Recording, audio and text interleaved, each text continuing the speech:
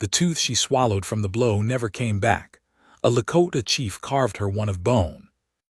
The bone was the second rib of a yearling doe I'd taken in early frost, and I had been working it since before first light. Not with a knife to start, just my thumb along the grain, feeling where it wanted to give. There is a way bone talks if you have done this long enough. A man who rushes ruins it. My name is Chayton. I have gone by other names in my life, names the soldiers called out at treaty talks, names given by agency men who wrote them wrong in their ledgers anyway. But the one my mother gave me when my eyes first opened on this world is the one I use here, the one I use when I am telling something true. Chayton. It means falcon. I have always thought the name asked more of me than I had, but I have tried to live up to it when I could.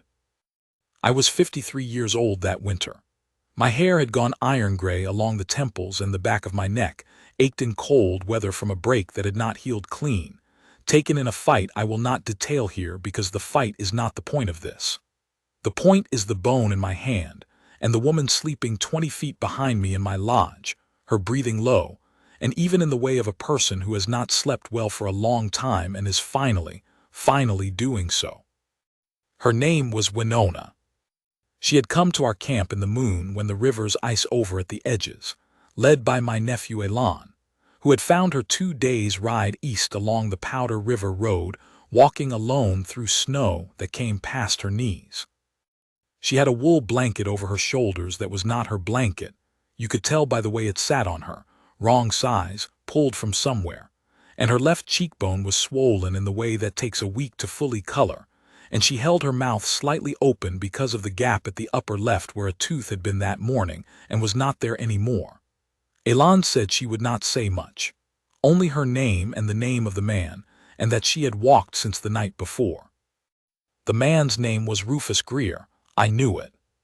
He ran cattle and whiskey both on a spread of land 12 miles south, land that had not been his by any honest accounting but that he held with 3 hired men, and a rifle that he was not slow to use.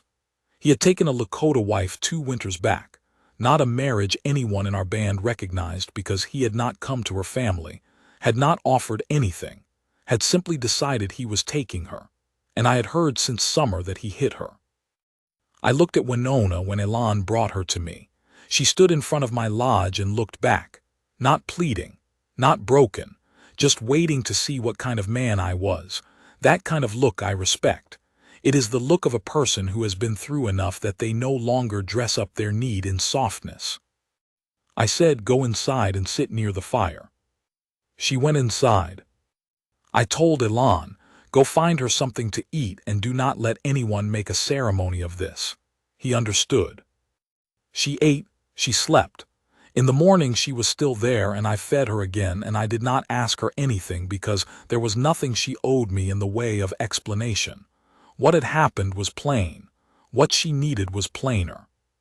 That was 12 days ago. Now it was before dawn and I sat outside the lodge with the bone in my hands because I could not sleep, and because the idea of the tooth had been in my mind since the 3rd day. A man who hits a woman hard enough that she swallows a tooth, there is a particular meanness in that. It is the kind of meanness that wants to reduce a person, take something and not give anything back, make her less than she was. I am not a man who can sit with that and leave it alone. The tooth would not come back on its own, but a thing could be made. I have made things with bone before. My father taught me. His father taught him. It is old work, older than most people alive now could trace, and when it is done well, the made thing has a quality of the maker in it, not magic, not ceremony necessarily, just the plain fact that a man's patience and attention have passed into the object.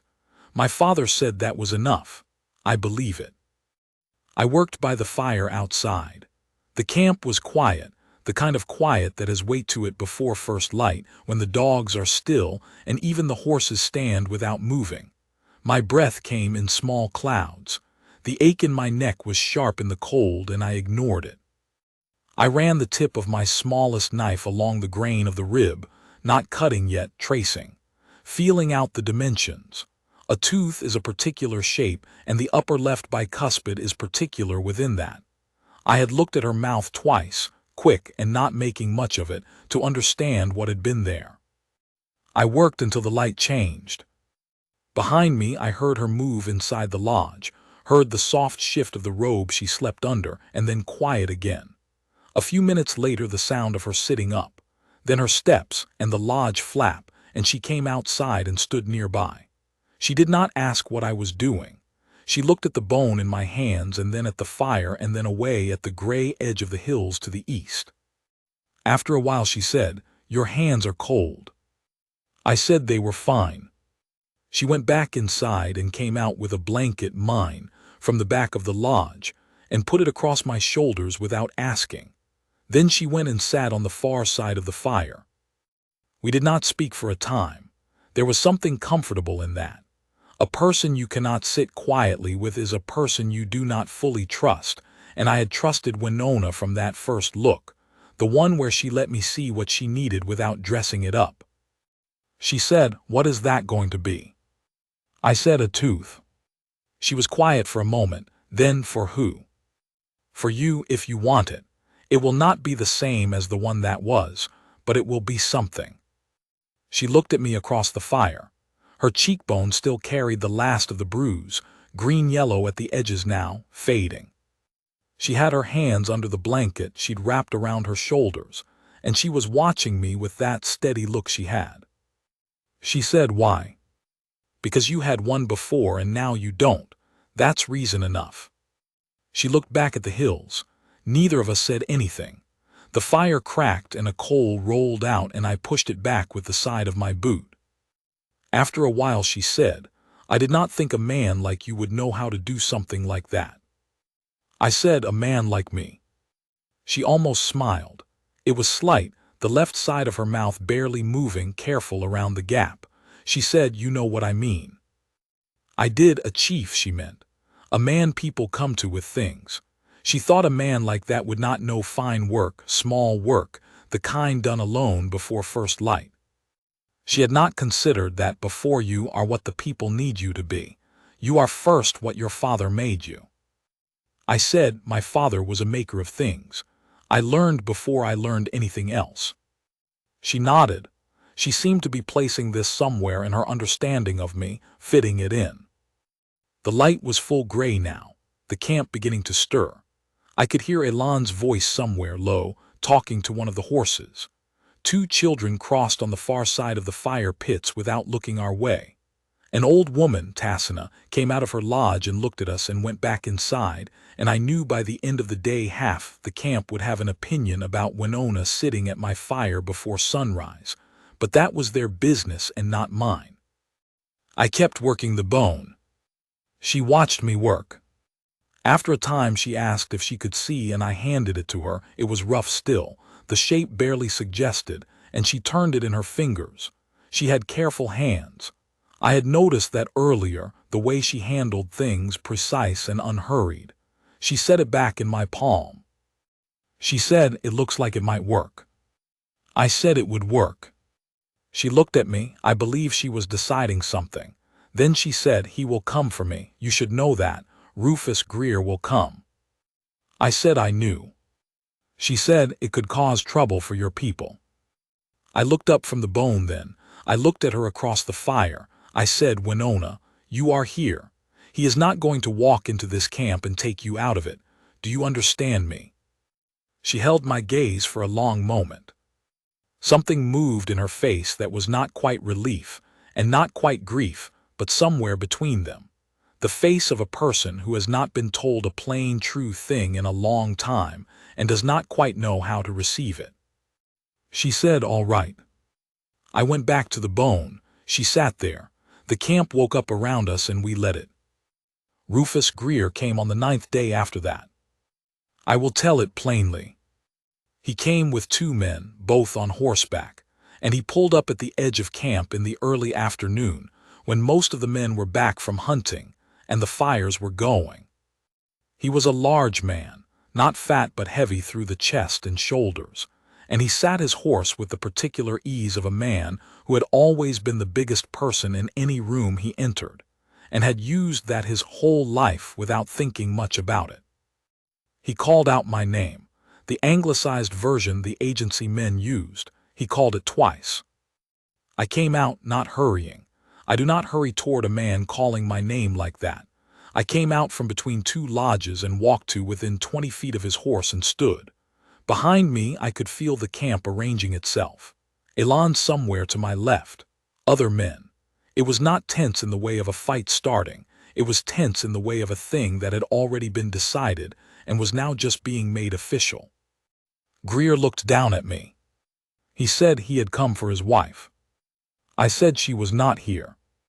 He said he knew she was here, that he'd had it from 2 different people, and he was not going to be made a fool of. I said, then don't act like one. She's not yours. She left. A woman who walks out in a snowstorm to get away from you has made her intention plain. His face changed. Not a slow change. A fast one, the kind that comes in a man who is not used to being spoken to directly. He said that was Indian business and none of mine. I said she is Lakota. This is a Lakota camp. You are on the wrong side of both those things. One of the men with him shifted in his saddle. The other kept still, watching me. I had the sense the one who kept still had better judgment than he was getting paid to use. Greer said he would go to the fort. He said he knew people at the fort, officers, and they would sort this out the right way. I said, you go ahead and do that. And while you're riding there, you think about what story you're going to tell about how she lost a tooth. The silence after that was particular. Greer's face went through several things at once. The man who kept still looked at the ground. Greer said something then that I will not repeat because words like that do not deserve to be carried forward. Then he turned his horse, and the 2 men turned with him, and they rode back the way they came. I stood until they were out of sight. Then I went back to my lodge. Winona was inside. She had heard all of it. The lodge walls are not walls. They are hides, and sound carries as well through hides as through air. She was sitting near the fire with her hands in her lap, and her face was very still. I sat down on my side of the fire. She said, he will go to the fort. I said, maybe. She said, what do you think will happen? I said I thought the officer who ran the fort was a careful man who did not want complicated trouble, and that a soldier going to a Lakota camp over one man's woman was complicated trouble, and that careful men tended to find reasons not to make complicated trouble. She said, and if he isn't careful? I said then we would deal with that when it came. She was quiet. Then she said, you're not afraid of him. It wasn't a question exactly. More like she was saying it out loud so she could hear it herself.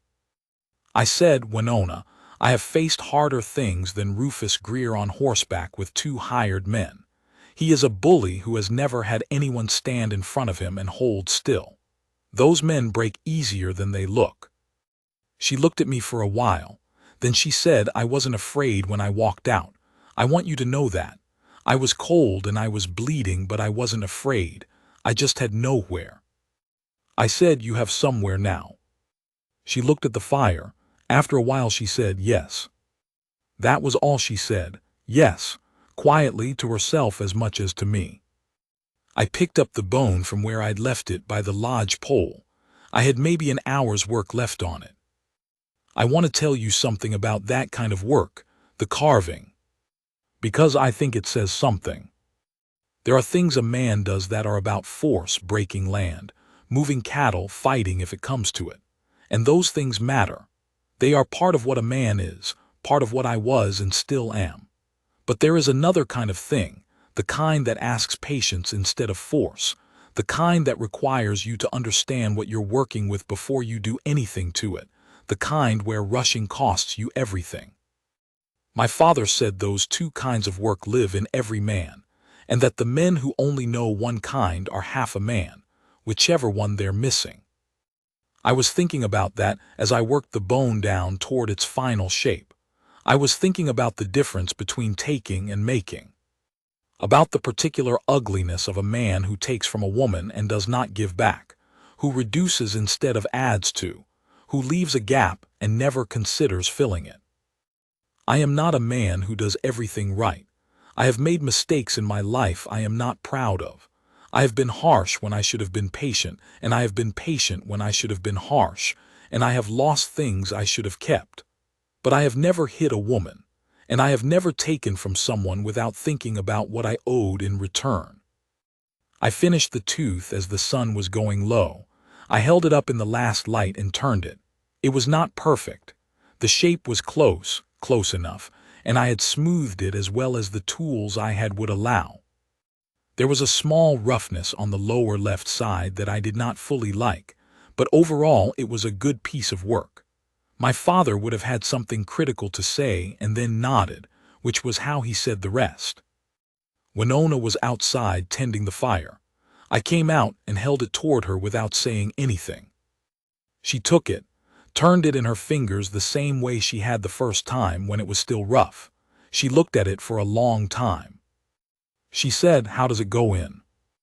I said there was a way it could be placed, not permanent, more like a fitted piece, and that it would need some adjustment over time, but that it would hold for most purposes and look whole from the outside. She looked at me. She said, "You made this for me." I said I did. She said, "No one has made me something in a long time." I did not say anything to that. There was nothing to say. She worked it into place herself, slowly, with her fingers, and then she held still with her lips closed, and I could see her tongue working it slightly, testing the fit. Then she opened her mouth and looked at me with a question in her eyes. I said, "Yes, it looks right." She closed her mouth. She ran her tongue over it again. Then she did something I had not expected. She laughed. Not big. A short, low sound surprised out of her, and she pressed her hand over her mouth immediately after like she hadn't meant for it to come out. But it had come out, and it was the best sound I had heard in some time. She said, "It feels strange." I said it would for a while. She lowered her hand. The laugh had done something to her face, loosened it. She looked younger. She looked like a woman who had laughed freely once and was remembering how. She said, "Chayton." I said, "Yes." She said, "Thank you." Not the way people say thank you when they mean the surface of a thing. The way they say it when they mean everything under the surface, all the way down to the bottom of it. I said, "You don't owe me thanks. You needed something, I made it. That's what I do." She looked at me.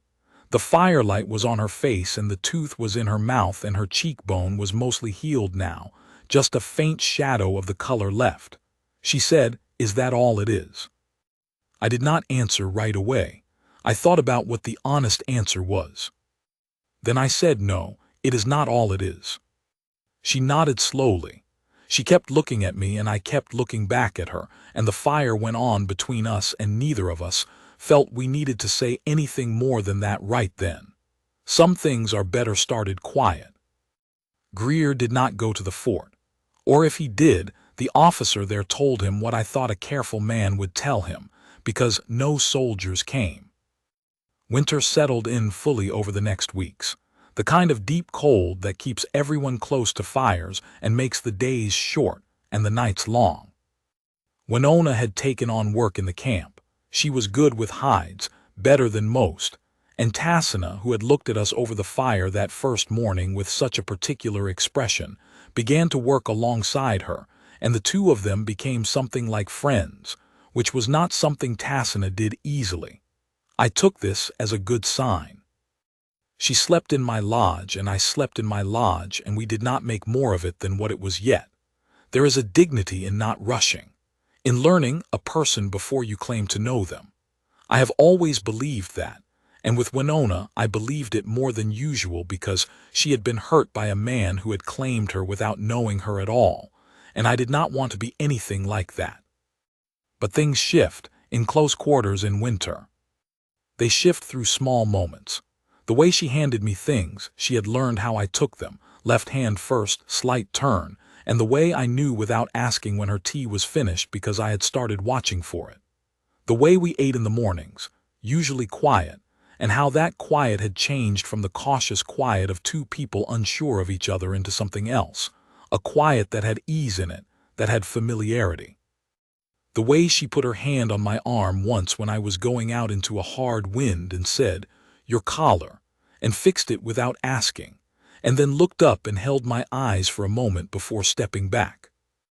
I will tell you about one night. It was deep in the cold moon, the worst cold of the year.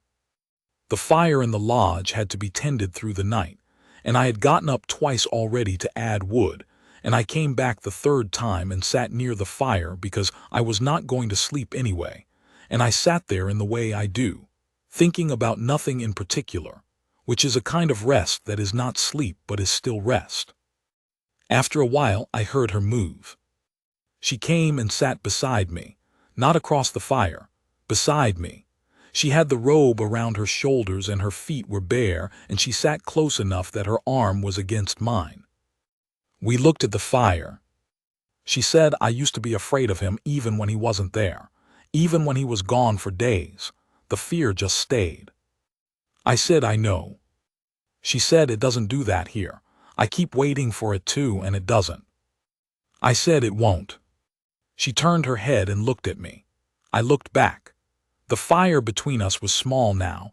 We were sitting to the side of it, and the light was low and gold, and her face in it was serious and certain, the face of a woman who has thought something through all the way to the end and has arrived somewhere. She said, "I'm not afraid of you." I said, "You shouldn't be." She said, "I know. I'm telling you what I feel, not what I should. I'm not afraid of you and I want to stay here and I would like you to know that." I held her gaze. I said, "I know it." She said, "Do you want me to stay?" I said, "Winona, I carved you a tooth out of bone before the sun came up. What do you think?" She looked at me for a moment. Then she made that sound again, the short surprised one, the one that came out of her before she could catch it, and this time she didn't cover it with her hand. She let it go. She leaned against me. The weight of her against my shoulder was slight and exact, and she put her hand over mine, and I turned my hand over and held hers. We sat like that by the small fire. The lodge walls breathed in the wind outside. I could feel the cold pressing in, and I could feel the warmth of her against my side, and I kept her hand in mine. She said after a while, "Does your neck hurt less when it's warm?" I said yes. She shifted and put her other hand on the back of my neck, and her fingers were warm, and she did not say anything, just held the warmth there, and I let out a breath I had been holding since approximately November. I want you to know what that was like. Not the comfort of it, though it was comfort genuine, the kind you do not ask for and do not expect, but the specific feeling of a woman who has her own history of hurt, her own reasons to be closed and careful, choosing to stay open to you. Choosing you. The way her thumb moved slight against the cords of my neck, that was not a small thing. That was everything. I have been a chief for 14 years. I have made decisions that cost people I love. I have sat in councils where every option was bad and chosen the least bad one and carried the weight of it.